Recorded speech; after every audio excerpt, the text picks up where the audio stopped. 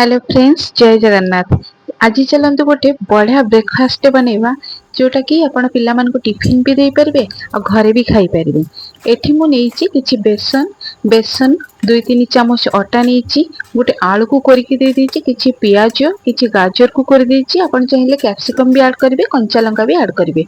मु किछि धनिया पत्र नेइची आ स्वाद अनुसार टिके नेली लूण, टिके गोटा जीरा आउ नेली टिके चाट मसला, बस एतिकी नेकी ताको भलो भाबरे गोळेई देइछि। आपण एते चाहिले भी आउ किछि आपणको पसंद हिसाब रे परिबा ऐड करि परिबे। गाठटा देखंतु एम्ति रखिबे। तापरे गैस ऑन करके हमें कढ़ाई बसेबा। कढ़ाई रे दबा टिके तेल, तापरे एबे एटाको हमें बैटरटा को दे दबा।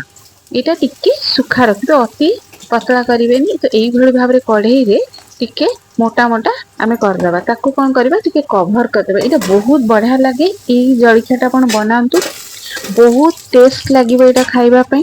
पिला माने मध्ये बहुत पसंद करबे आको। जदि आपण टिफिन में दे देबे आ सकाळ जळखिया रे भी ऐड करबे। एबे देखंतु मोर पूरा हेई गला, दी साइड एई भले कलर पळे आसले जानिबे हेई जेति। देखंतु केते सुंदर देखा जाउची, खाइबा को मध्ये बहुत बढ़िया लागिबो।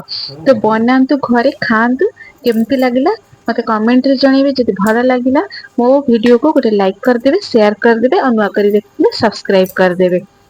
पुणी एक नया वीडियो सहित आपनक सहित देखा हबो। रहिली, जय जगन्नाथ।